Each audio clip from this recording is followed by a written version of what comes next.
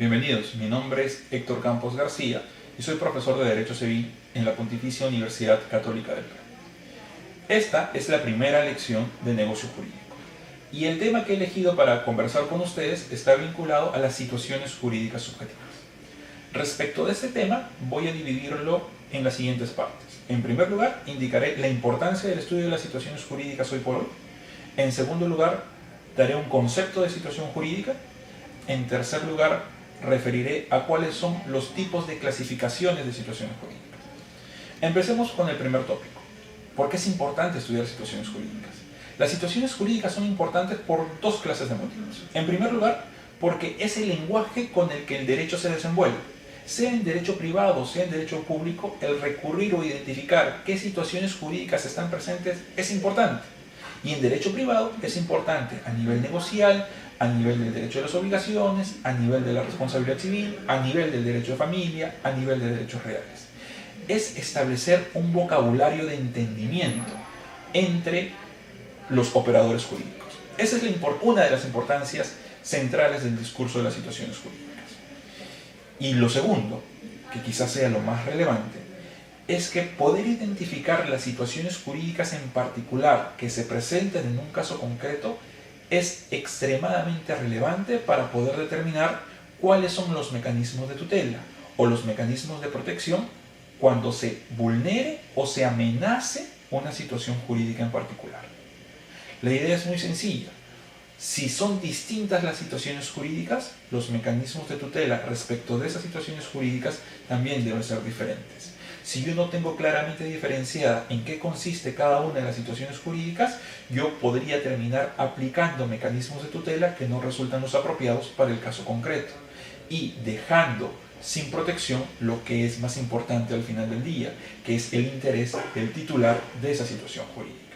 Por estas dos razones, por una razón de orden lingüístico y por una razón de orden de tutela de derechos, es que es importante el tema de situaciones jurídicas subjetivas. Eso en primer lugar.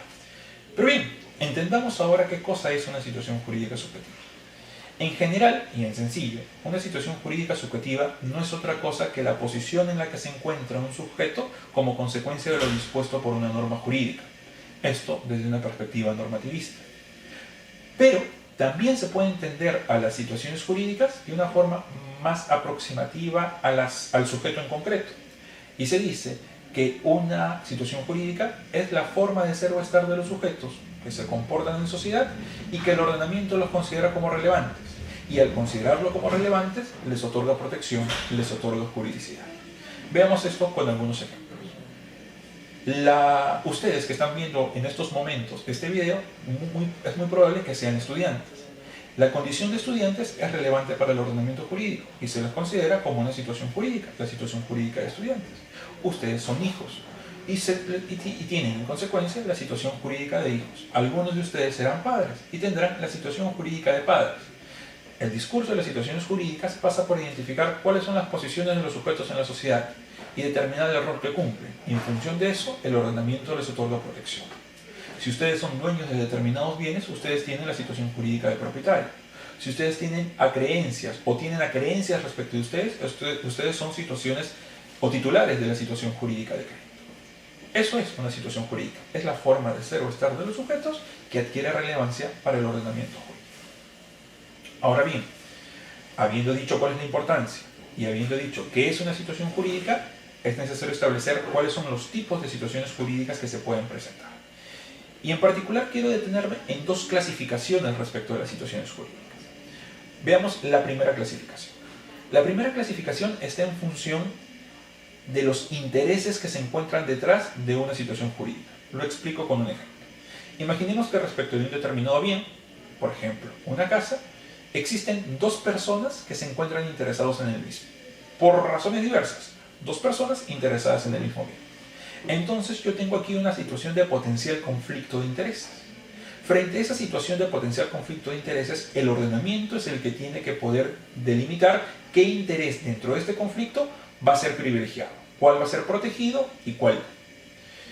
Esa valoración la hace el legislador y el legislador va a considerar que un interés es jurídicamente protegido o es especialmente prevalente respecto del otro, en cuyo caso ese otro interés será un interés jurídicamente subordinado. Al sujeto que es titular de ese interés jurídicamente prevalente, se dice que ostentará una situación jurídica subjetiva de ventaja. Al titular de un interés jurídicamente subordinado, se dice que ostentará una situación jurídica de desventaja. Esta es la primera clasificación de situaciones jurídicas: situaciones de ventaja en función si el interés es prevalente, o situaciones de desventaja si es que el interés ha sido subordinado. Por ejemplo, en una relación deuda-crédito, el deber del deudor es una típica situación de desventaja, porque está puesta al servicio del interés de la contraparte. ¿Quién es la contraparte? El acreedor, que tiene un derecho de crédito. ¿Y qué es eso? Un derecho, una situación jurídica de ventaja.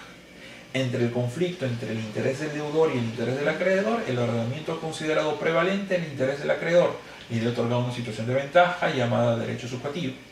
Y ha considerado que debe ser subordinado el interés del deudor, que es titular de una situación jurídica llamada deber.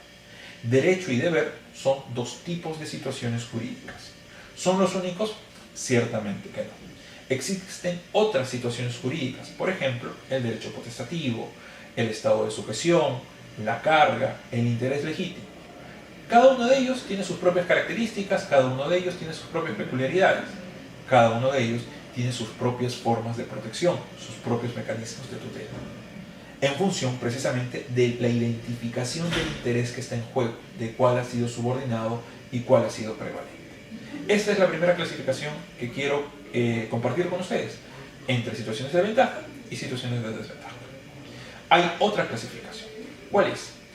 Es una clasificación que atiende a aquello que resulta necesario para la satisfacción de interés.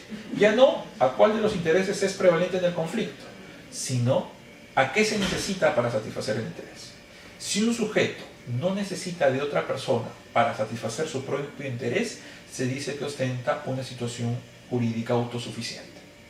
Si un particular, para satisfacer su interés, requiere de otro sujeto, se dice que ostenta una situación jurídica relacional.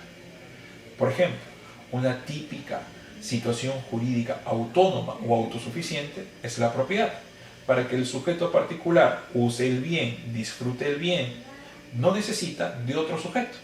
La satisfacción del bien, la relación entre el sujeto y el bien, es una relación típicamente autosuficiente.